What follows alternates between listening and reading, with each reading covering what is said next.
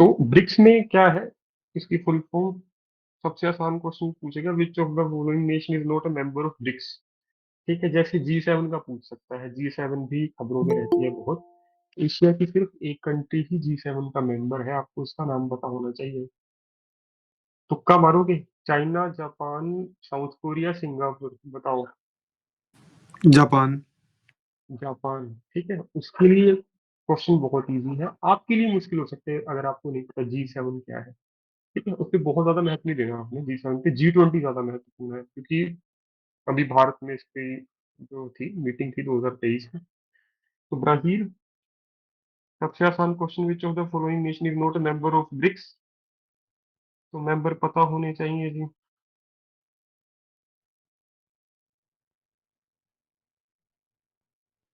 अब ये इतना इम्पोर्टेंट क्यों है हमारे लिए?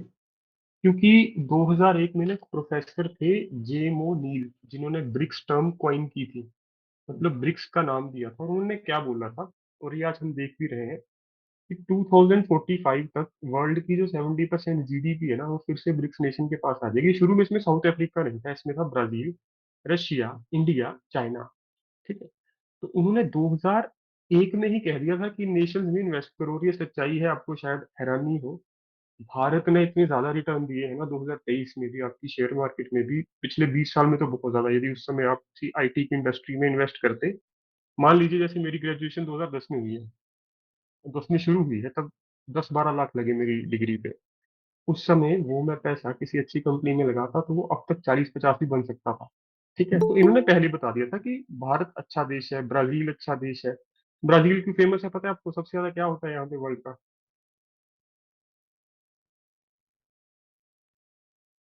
बताइए, ये करेंगे आगे चल के हम। ठीक है, रशिया आपको पता होना चाहिए, इंडिया की वजह से महत्वपूर्ण है।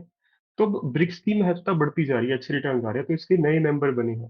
ठीक है, तो वो अखबार में आया है, वहीं से शुरू करते हैं। सबसे पहले लिखिए जी, 6 न्यू मेंबर्स। लिखिए जी, 6 न्यू मेंबर्स। इसके बारे में सारी इंफॉर्मेशन लिखाऊंगा, निश्चिंत रहिएगा। पहले महत्व पता पता होनी चाहिए, क्यों महत्वपूर्ण है ये, पैसे की वजह से। और जो क्वेश्चन पूछता है पेपर में, वो यही देखता है कि बच्चे को कितनी जानकारी है। और पिछले 2 हफ्ते ये न्यूज अखबार में रही, आपके आर्टिकल आए हैं। 6 न्यू मेंबर्स। मुश्किल क्वेश्चन क्या होगा, कि इनमें से कौन सा देश ज्वाइन नहीं करना चाहता? तो 6 में से एक नाम, तीन, 6 में से 3 और एक डाल के पूछ लेगा इनमें से कौन सा नहीं है। सबसे पहले लिखिए जी कि जिनको जरूरत है, अर्जेंटीना। अर्जेंटीना आना चाहता है यहाँ पे। ठीक है। उसके बाद दूसरा आना चाहता है ईरान। ठीक है। ईरान के बाद यूएई। यूएई के आने का कारण इंडिया ही है। ठीक है, अभी आपको पता होगा यूएई चाहता है कि वहाँ पे टूरिज्म बढ़े। ठीक है, यदि इन कंट्रियों के पास ज्यादा पैसा होगा और वो इसका मेंबर होगा, तो फायदा ज्यादा मिलता है आपको। जैसे अभी आपको पता होगा कि एक इनिशिएटिव लिया था इंडिया ने G20 में, शायद ही पूरा हो पाए, क्योंकि बीच में इसराइल और हमास की लड़ाई शुरू हो गई। तो हम, आपका स्विस कैनाल है ना, उसको बाईपास करने वाले थे, और अगर वो हो जाता तो यूरोप में इंडिया में यूरोप के प्रोडक्ट बहुत सस्ते हो जाते। उस पर भी चर्चा करेंगे। तो इंटरेस्ट से बढ़ना, कि हाँ, पैसे का खेल है, और यदि इंटरेस्ट है तो मजा आएगा, नहीं है तो रट्टे मारना सीधे नोट्स बाद में। Iran, UAE, Saudi Arabia, Ethiopia, और इंडिया का एक फ्रेंड, इजिप्ट। ठीक है, इंडिया का बहुत अच्छा फ्रेंड है। कब से? नॉन अलाइन मूवमेंट से। नॉन अलाइन मूवमेंट इंडिया ने शुरू की थी, आपको पता होना चाहिए, 1949 में। और 1949 में ही नाटो बनती है, उसको मैं याद करवा दूंगा आपको एक ट्रिक से। तो इजिप्ट हमारा फ्रेंड है। तो ये 6 कंट्रियां हैं। अब याद कैसे रखना है, इन 6 में से जो आपकी 5 कंट्रियां हैं, वो इतनी, इस अर्जेंटीना का भी इतना अच्छा हाल नहीं है इनमें से। तो ये 6 की 6 कंट्रियां चाहती है हमें कोई ऐसा ग्रुप मिल जाए जिसमें हम इन्वेस्ट करें, और हमारा जो पैसा है वो बहुत जल्दी से बढ़े। बाकी यहाँ पे आपको अमेरिका ही मिलेगा ऑप्शन में। आपको यहाँ पे कोई और यूरोपियन यूनियन नहीं देगा। ठीक है, हो सकता है यूरोपियन यूनियन लिख दे ऑप्शन में।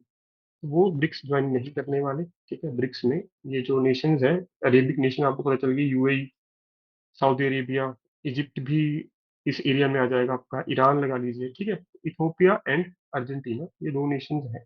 और यहाँ पे ऑप्शन में क्या देगा आपको, यूएसए या फिर ईयू, यूरोपियन यूनियन।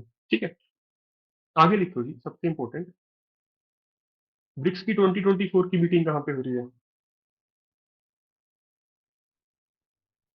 बहुत इंपॉर्टेंट है, लिखिए, रशिया।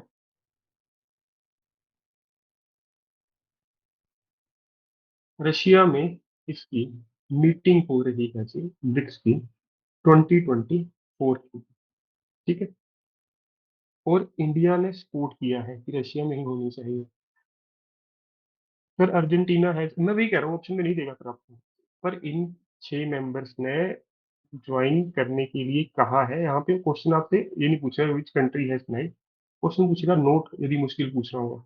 ठीक है, निश्चिंत रहिए। आगे आइए जी, ब्रिक्स के जो इस साल मीटिंग हो रही है, रशिया में कहाँ हो रही है, ये मुश्किल क्वेश्चन होगा। लिखिए,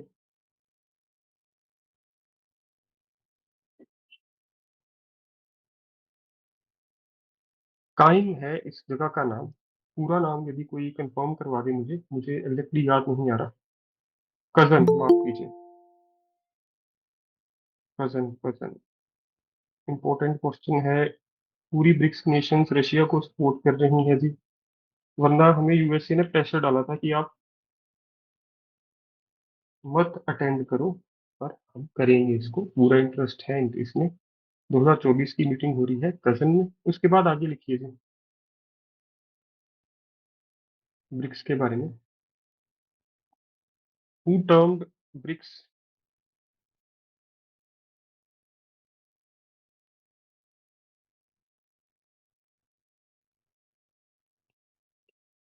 that is Jim O'Neill. 2001 वो इम्पोर्टेंट नहीं है, इसका नाम इम्पोर्टेंट क्वेश्चन था। शुरू में ब्रिक था, ब्रिक्स नहीं था, ये भी आपको बता रहा हूँ। ठीक है, शुरू में था ब्रिक, ब्रिक्स बाद में बना है। आपका 2010 में जाके साउथ अफ्रीका ने इसको ज्वाइन किया है। ठीक है जी, आगे आइए जी। हेडक्वार्टर है शंघाई, चाइना।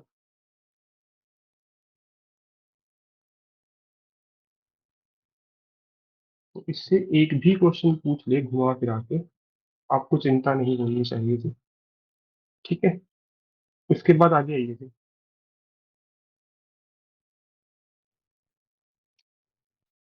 इसमें यहीं से क्वेश्चन पूछ सकते हैं आपको, इससे ज्यादा आपको तंग नहीं करेगा वो। ठीक है, हेडक्वार्टर पूछ लेगा, किसने कॉइन टर्न की, 2024 में मीटिंग कहाँ पे हो रही है, क्योंकि वो करंट अफेयर का क्वेश्चन रहेगा, 24 में आपका पेपर हो सकता है। या फिर पूछेगा which of the following is not a member of BRICS. ठीक है, आगे आइए जी।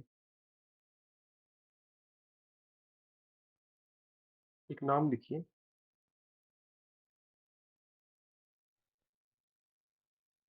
14th प्रेसिडेंट ऑफ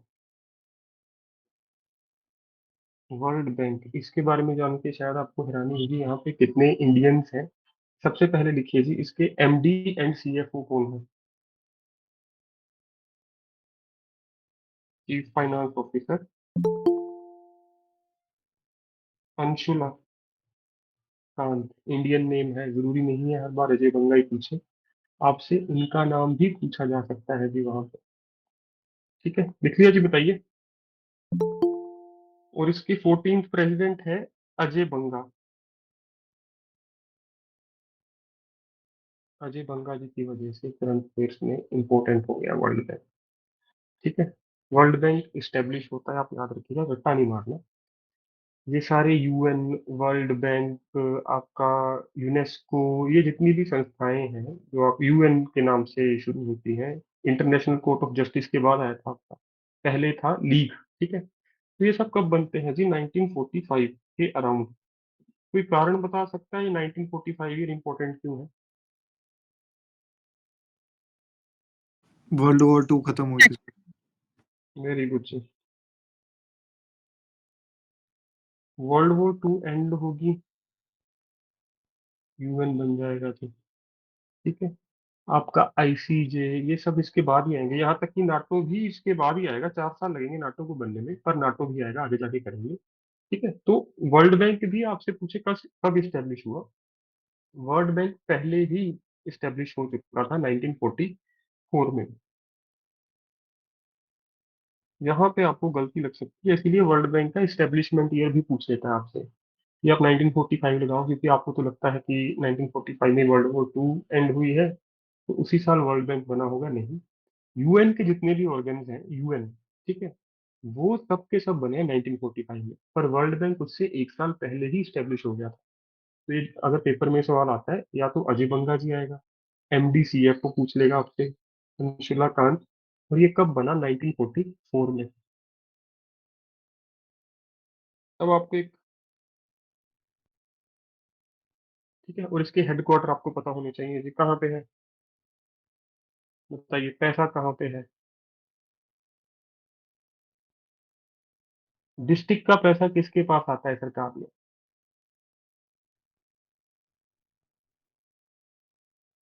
सरकार ने डिस्ट्रिक्ट में कोई योजना चल रही है, मान लो ये आपका कौन सी है, मनरेगा, तो उसका पैसा सरकार डिस्ट्रिक्ट में सबसे पहले किसको देती है, किसी को पता है।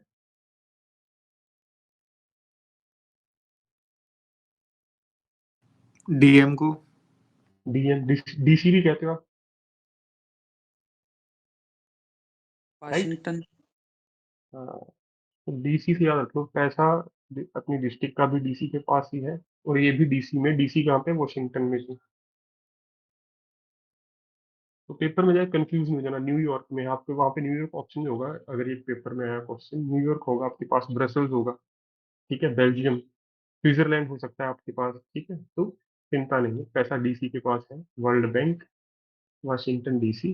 इसके मेंबर पूछता नहीं है, मैं कह रहा हूँ, इस पे चिंता मत करना, 189 है, याद करवा दूंगा ये कैसे होते हैं, ठीक है, क्योंकि आपको मेरे साथ जीके पढ़ते पढ़ते एक चीज याद हो जाएगी, ए बी सी डी के नंबर्स, ठीक है, ऐसे पढ़ाऊंगा आपको। हाँ जी, चेक कीजिए जी, वर्ल्ड बैंक, एक बार कंफर्म कीजिए, 1944 है जी, मैं कंफर्म भी कर लेता हूँ।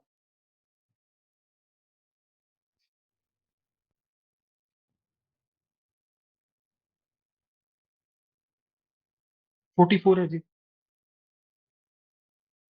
ठीक है, कोई चिंता नहीं, मे भी आपने किसी बुक से या अलग से देखा होगा, 1944 है जी, ठीक है, कोई चिंता नहीं, पर फिर भी डाउट पूछने से डरना नहीं, मैं आपके लिए पढ़ा रहा हूँ, आप सभी के लिए।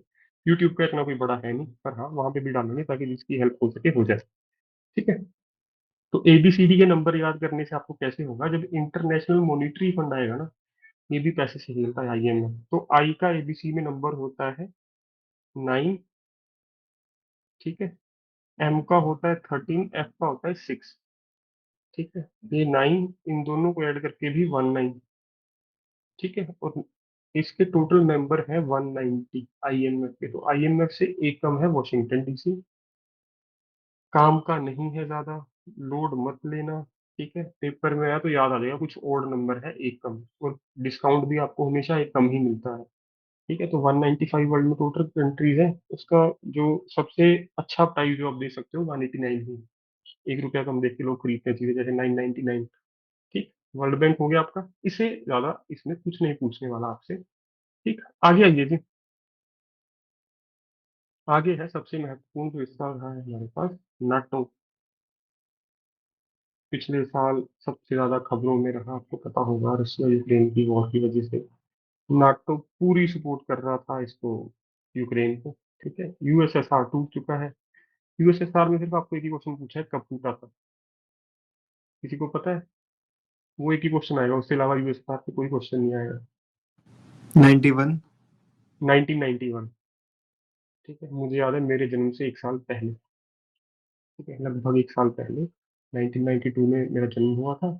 वैसे भी भारत में पंचायती राज यूएसएसआर टूटने के एक साल बाद आया था, ठीक है, तो डिसइंटीग्रेशन ऑफ पावर, पंचायती राज 1992, उससे एक साल पहले, वो मैं ईयर वाइज करवाऊंगा, तो इंडिया में बैकवर्ड कमीशन भी तभी बना था, ठीक है, कई चीजें हुई थी 1991, 92, 93 में। तो नाटो में क्या करवा रहा हूँ आपको, बहुत इंपॉर्टेंट था। अब नाटो इस्टेब्लिश होता है जी 1949 में, बिल्कुल रट्टा मत मारना इसको, मैं आपको बताता हूँ कैसे आप याद रखोगे।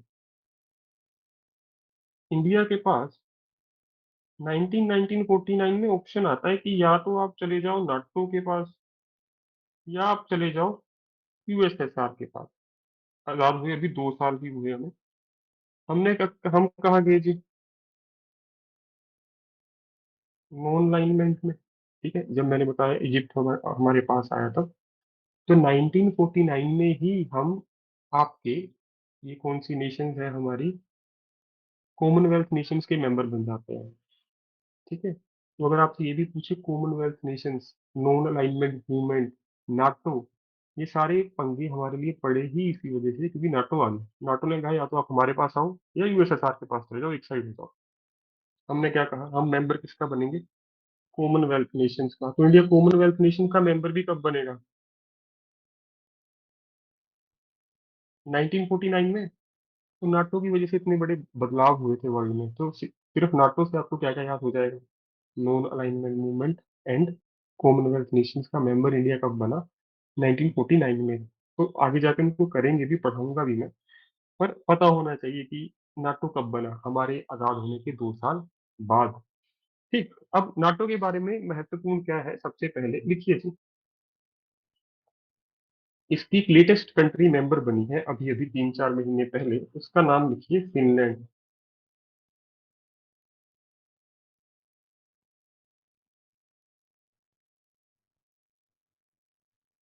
अभी साल नहीं हुआ, 6 महीने भी नहीं हुए।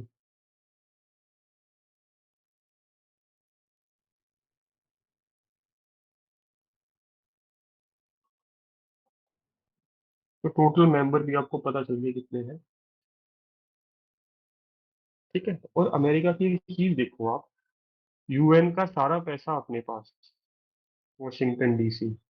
यूएन जनरल असेंबली सारी पावर अपने पास। ठीक है, हेल्थ ऑर्गेनाइजेशन दे दी स्विट्जरलैंड को उठा के, यूरोप को चलो हेल्थ ऑर्गेनाइजेशन आपकी है। और जहां लड़ाइयां भी हुई, नाटो याद रखिएगा, लड़ाई कोई अपने घर में नहीं चाहता। तो अमेरिका जबकि इसका करता धरता है, अमेरिका ने नाटो के जो हेडक्वार्टर है वो अमेरिका में ना रखे, यूरोप में रखे। ठीक है, यूरोप में भी कहाँ पे? बेल्जियम, ब्रसल्स में। ठीक है, तो इसके हेडक्वार्टर भी आपको पता होने चाहिए। Belgium, Brussels. ठीक है, इतना ही पता होना चाहिए आपको नाटो के बारे में। इसका हेड कौन है ज्यादा महत्वपूर्ण नहीं है, आपको परेशान नहीं करेगा। ठीक है, इस्टेब्लिश कब हुआ नाटो? क्योंकि इंडिया के लिए मुसीबत था ये, इसी वजह से हमें कॉमनवेल्थ मेंबर हम बने 1949 में, इसी साल। दूसरा, हमें नॉन अलाइनमेंट शुरू करना पड़ा। ठीक, अमेरिका का आइडिया, और अमेरिकन लड़ाई अपने घर में नहीं, हेडक्वार्टर कहाँ रखे? यूरोप के पास, बेल्जियम, ब्रसल्स। ठीक है, और लेटेस्ट मेंबर फिनलैंड। अभी रशिया यूक्रेन की वॉर की वजह से इनको टेंशन थी कि रशिया हम पे भी ना अटैक कर दे, वहां पे आसपास ही है ये, तो ये नाटो का मेंबर बन गया। ठीक, वहां पे आपको ऑप्शन में यूक्रेन देगा वो इस क्वेश्चन में कि which of the following countries latest latest member country of NATO. ज्यादातर छात्र यूक्रेन पे लगाएंगे। ठीक, तो यूक्रेन नहीं, फिनलैंड है। उसके बाद आइए जी, अगर आप हरियाणा की तैयारी कर रहे हो, एक बॉडी बहुत इंपॉर्टेंट है, international Olympic committee, IOC.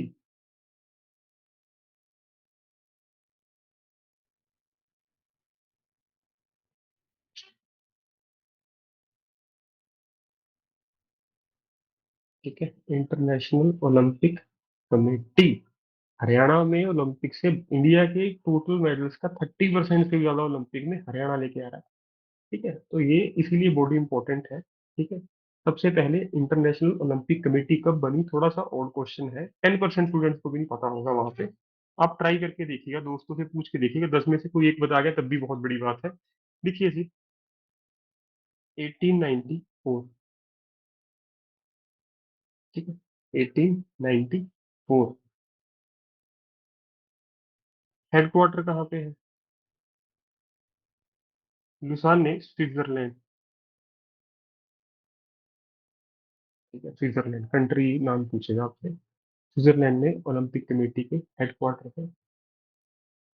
Okay, तो आपको इसके बारे में दो चीजें सबसे ज्यादा पता होनी चाहिए थी। और इसके जो अभी अध्यक्ष हैं, प्रेसिडेंट है, वो बहुत ज्यादा छोड़ भी देंगे तब भी कोई बुरी बात नहीं है। आईओसी इस्टेब्लिश कब हुई हरियाणा के लिए, और इसके हेडक्वार्टर, ये तो आपसे पूछेगा। यदि आप इसके प्रेसिडेंट का नाम लिखना भी चाहो तो मैं लिखवा देता हूँ। Thomas back. ठीक है, थॉमस बैक। ठीक है जी। और इसकी मेंबर कंट्रीज है जी, ये बिल्कुल नहीं पूछेगा।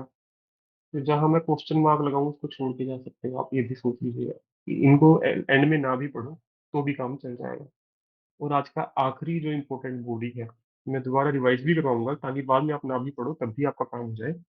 BRICS, Brazil, Russia, India, China, South Africa. James O'Neill नाम का एक इंसान है जो 2001 में पूरी दुनिया को बताता है कि ब्रिक में इन्वेस्ट करो, ब्रिक कंट्रीज बहुत ग्रो करेंगी। ठीक है, वो अखबारों में उसके आर्टिकल आ रहे हैं 2001 में। तो ब्रिक की फाइनली मीटिंग होती है 2008 में। ठीक है। और जब ब्रिक्स की पहली बार मीटिंग होती है तो ब्रिक्स उसके बाद रेगुलर मीटिंग करनी शुरू करता है। वो हमारे लिए इम्पोर्टेंट नहीं है, पर हाँ पिछले 20 साल 15 साल में ब्रिक ने बहुत ज्यादा ग्रोथ की है। ठीक। अब इससे हुआ क्या, जो अभी कंट्रीज अंडर डेवलपिंग है या डेवलपिंग नेशंस ही है, डेवलपिंग ही कहोगे आप, ईरान है, अर्जेंटीना के कोई बहुत अच्छे हाल नहीं है, चाहे इन्होंने डिनाई भी कर दिया, पर फिर भी इन पे प्रेशर होगा ना कि यूरोपियन यूनियन का कोई मेंबर उधर नहीं जा रहा, यूरोप से आप क्यों जा रहे हो। पर Iran, UAE, Saudi Arabia, Ethiopia, Egypt, ये चाहते हैं कि हम इनका हिस्सा बने ताकि हमें टैक्स में बेनिफिट मिले। ठीक है, टैक्स में कंसेशन मिले। तो जेम्स ओनील क्या करता है, इसकी आइडिया देता है। और इस साल इंपॉर्टेंट क्यों है ब्रिक्स, रशिया में इसकी मीटिंग हो रही है। ठीक। तो इस वजह से ये आपका टॉपिक इंपॉर्टेंट हो जाता है, और नए साल में ही नए मेंबर इसके बने हैं। आगे है हमारे लिए, पिछले साल के एंड में सबसे इंपॉर्टेंट थे मिस्टर अजय बंगा, वर्ल्ड बैंक के प्रेसिडेंट बने हैं सरदार जी, बहुत ज्यादा गर्व वाली बात है हमारे लिए। अनु अंशुला कांत पहले से ही एमडी वहां पे है। ठीक है। अब इम्पोर्टेंट क्या है, वर्ल्ड बैंक पैसा डीसी के पास है, वॉशिंगटन अपने पास रखेगा। 189 मेंबर है, 195 टोटल कंट्रीज है। पैसा, कोई चीज हमेशा डिस्काउंट में बेची जाती है, जैसे 100 का 99, 1000 का 999, 10 का 9। तो वैसे ही 195 के नियरेस्ट ऐसा कौन सा नंबर है जो डिस्काउंटेड लगता है आपको 189? इंसान 1 रुपया कम खर्च ले 190 में से। ठीक है। उसके बाद नाटो इंपॉर्टेंट रही आपकी रशिया यूक्रेन की वजह से, तो यहाँ पे बहुत ज्यादा नहीं पूछेगा रशिया यूक्रेन के बारे में, उनकी करेंसी कर सकते हो पर ना करो तब भी काम चल जाएगा। पर हाँ, इसके बारे में बेसिक इन्फॉर्मेशन आपको पता होनी चाहिए। इसका लेटेस्ट मेंबर बना फिनलैंड, पूछ सकता है। नाटो लड़ाई झगड़ा, ब्रसल बेल्जियम अमेरिका ने अपने पास नहीं रखा। इस्टेब्लिशमेंट तीन तीन काम करवाएगी, इंडिया को कॉमनवेल्थ नेशन का मेंबर बनाएगी, इंडिया को नॉन अलाइनमेंट मूवमेंट स्टार्ट करवाएगी, और नाटो उसी साल स्टैब्लिश होगा 1949, हमारे आजाद होने के 2 साल बाद। ठीक है, नाटो। उसके बाद है इंटरनेशनल ओलंपिक कमेटी। क्यों इंपॉर्टेंट है आपको पता होना चाहिए। हरियाणा बहुत मेडल लेके आता है हमारा ओलंपिक में। तो स्टैब्लिश्ड 1894, बहुत मुश्किल क्वेश्चन होगा पेपर में। 1894 ओलंपिक कमेटी, 19th सेंचुरी से 6 साल पहले, 20th सेंचुरी से। ठीक है, तो ये आपको वैसे याद हो जाना चाहिए कि 19 वाला कोई नहीं लगा के आना आपका आंसर, 18 वाला लगा के आना है। IOC Olympic committee. Olympic games बहुत पहले से हो रही है, आजादी से पहले भी। ठीक है। हेडक्वार्टर इसके भी स्विट्जरलैंड में है। प्रेसिडेंट पूछेगा नहीं पूछेगा छोड़ दो, मेंबर पूछेगा नहीं पूछेगा छोड़ दो। और आज की आखिरी और सबसे important body ICJ, international court of justice.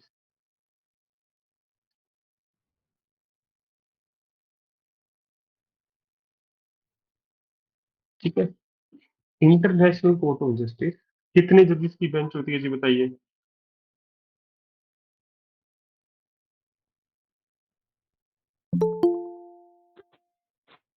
World war 2 खत्म होती होगी। है जी। नाइन। है जी। कितने जी, बताइए बताइए, कोई चिंता नहीं। 15। हाँ बिल्कुल जी।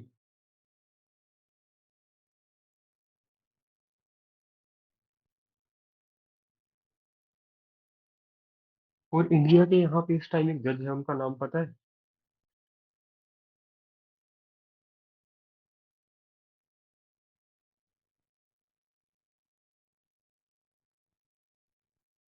नाम लिखो, दलवीर भंडारी। दलवीर भंडारी। बहुत इंपॉर्टेंट नेम है, क्योंकि आपको पता होगा कुलभूषण जाधव का केस था। इंडियन नेवी ऑफिसर कहते हैं उसे, पाकिस्तान लड़ रहा था हमारे साथ आईसीजे में भी। ठीक है, तो आईसीजे में इंडिया के केस भी चलते हैं, कोई इंटरनेशनल केस हो तो आईसीजे बनाई गई थी। कोई इंटरनेशनल इशू है, बहुत बड़ा कोई केस है, तो यहाँ पे सोल्व होना चाहिए। और यहाँ पे हर कंट्री, एशिया से भी जज होते हैं जी, यूरोप से भी जज होते हैं। ठीक है, तो आईसीजे। इसके बाद इंपॉर्टेंट लिखो जी आईसीजे के बारे में। देखिए, इस्टेब्लिश यूएन के अंडर ही हुई, तो अगर यूएन के अंडर है फिर तो 1945, आपको पहले ही बताया मैंने। ठीक है, इंडियन का नेम मैंने लिखा है आपको, दलवीर भंडारी। आईसीजे की मेंबर कंट्रीज, जितनी यूएन की मेंबर कंट्रीज, यूएन की मेंबर कंट्रीज कोई बताएगा?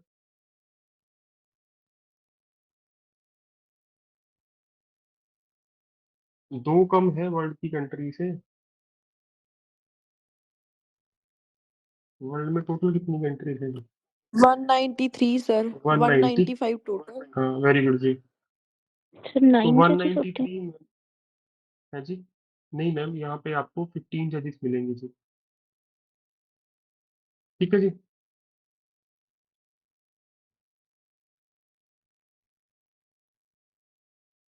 हाँ, आप 9 शायद कहाँ पे गलती खा गए।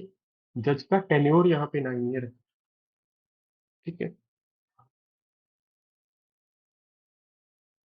तो दलवीर भंडारी जी 18 में आए हैं, 27 तक रहेंगे। ये लिख लीजिए जी, आपने मुझे भी याद करा दिया। वरना वो एचसी हाई कोर्ट का पूछता है आसान है, सुप्रीम कोर्ट का पूछता है आसान है, अब आईसीजे का भी पता होना चाहिए। ठीक है, ये मुश्किल क्वेश्चन होगा स्टूडेंट्स के लिए एग्जाम क्वेश्चन पेपर में। ठीक है, अब मैं इतना भी गहराई में नहीं जाऊंगा कि इसकी official language English and French है, नो, इतना ज्यादा नहीं पढ़ना। पर हाँ, एक चीज मैं आपको बताना भूल गया, इसने किसे रिप्लेस किया है ये बताइए। Permanent court of justice. ये बहुत इंपॉर्टेंट है जी, क्योंकि वर्ल्ड वॉर 1 के बाद ये बनती है permanent court of justice. It replaced permanent court of international justice.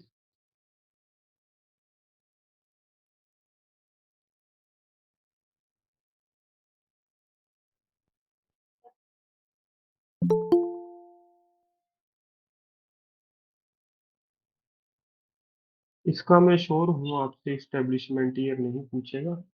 1922, याद मत रखना, छोड़ देना, वैसे ही ब्रैकेट में लिखा है। तो ये कुछ इंपॉर्टेंट बॉडीज हैं, यदि आपको इनका पता है, जैसे दलवीर भंडारी इंपॉर्टेंट नेम है, आपको लगे ना लगे। ठीक है, अगर आप इसको पढ़ के जाते हो 1 मार्क मिल सकता है आपको। इस्टेब्लिश यूएन के साथ हुई है, यूएन चार्टर के अंदर ही हुए, तो 1945। यूएन को पढ़ेंगे हम आराम से आगे चल के, बॉडीज को सबको पढ़ेंगे। ठीक है, अगर एक भी क्वेश्चन पूछ ले तो 2-3 पेज पढ़ के एक नंबर मिल रहा है, बहुत अच्छी बात है। प्रीलिम्स में इंटरनेशनल कोर्ट ऑफ जस्टिस कब बनी, कितने जजेस हैं, टेन्योर क्या है जज का, ये आपने लिखा है, बहुत बढ़िया। मेंबर कंट्रीज कितनी और करंट इंडियन जज कौन है, ये आपको पता होना चाहिए। आज के लिए इतना ही करेंगे। ठीक है, ये क्वेश्चन हो इससे जुड़ा हुआ आप पहले से तो पूछ सकते हो जी।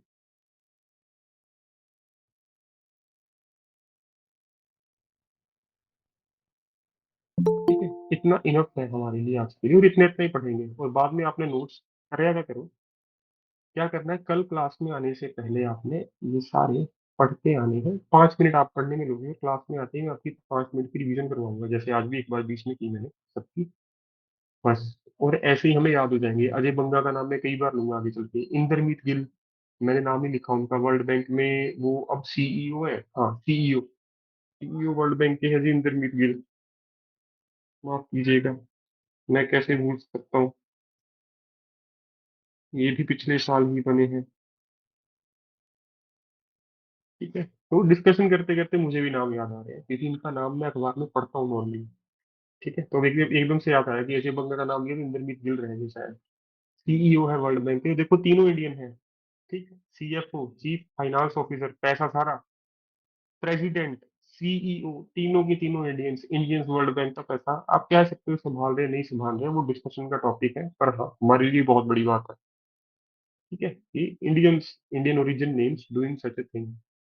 ओके, तो हमारे लिए बड़ी बात है, पेपर में पूछ लेगा आपसे। और अगर आपको पता नहीं है ये कौन है, तो आपका एक नंबर कट जाएगा। तो आज के लिए इतना ही। इस क्लास को मैं अभी खत्म कर रहा हूँ, 2 मिनट में हिंदी क्लास शुरू कर रहे हैं। ठीक है जी, या इसी लिंक पे शुरू कर लेंगे। ठीक है, ये लिंक चलता रहेगा, 2 मिनट बाद क्लास शुरू हो रही है जी।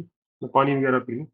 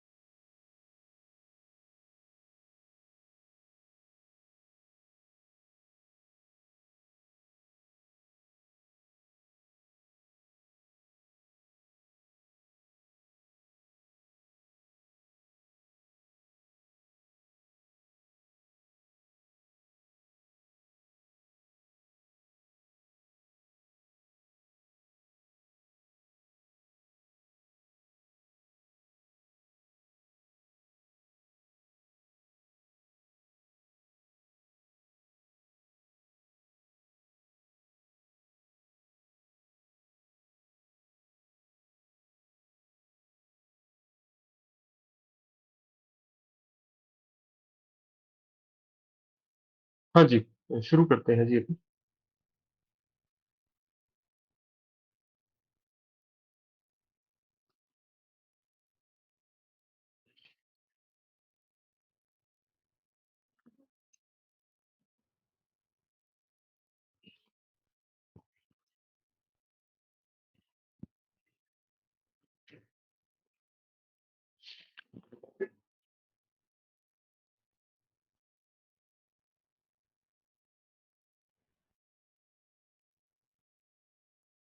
मानसी जी, प्रीलिम्स में आपकी हरियाणा जी के पूछी जाती है जी। ठीक है, करंट अफेयर्स आपके 10 नंबर तक भी जा सकते हैं, 12 तक भी जा सकते हैं, पर 5-6 क्वेश्चन तो हर बार पूछता है। कुल 20 क्वेश्चन, 25 पूछेगा 100 में से। उसमें आपकी पॉलिटी रहेगी और करंट अफेयर और स्टैटिक जीके। ठीक है, हरियाणा में कितने पुलिस स्टेशन है, हरियाणा में कितने लोअर कोर्ट है, कितने डिस्ट्रिक्ट है, लेटेस्ट डिस्ट्रिक्ट क्या है, ऐसा कुछ नहीं पूछ सकता है आपसे। ठीक है, तो वो उसके लिए आसान होगा, पर उसको लगेगा कि आपको पता होना चाहिए। ठीक है, तो ऐसे आप, इसीलिए हम करंट अफेयर कर रहे हैं कि जो बेसिक बेसिक नॉलेज है एक ऑफिसर को पता होना चाहिए।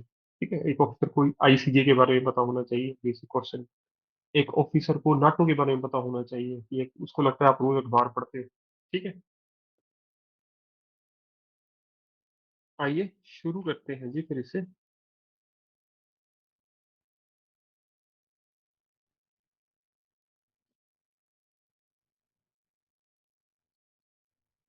स्क्रीन शेयर हो रही है। तो आज हमने बेसिक बेसिक से पहले शुरू करनी है, कई चीजें जैसे आपके मन में प्रश्न होते हैं वो रोज पूछते थे छात्र। सबसे पहले, जैसे बट को आप क्या क्या लिख सकते हो, ये आपका बहुत आम आने वाला है अनुवाद में। बट को आप सबसे पहले, मेरी जो सहायता है वो लिखिए परंतु। ठीक है, लेकिन भी लिख सकते हो, पर भी लिख सकते हो। ठीक है, तो ये शब्द प्रयोग होते हैं जी इसके लिए। उसके बाद फोर। ठीक है, दूसरा लिखिए बिकॉज एंड सिंस। क्या होता है जी, अब तो बोल सकते हो, रिकॉर्ड नहीं हो रही क्लास।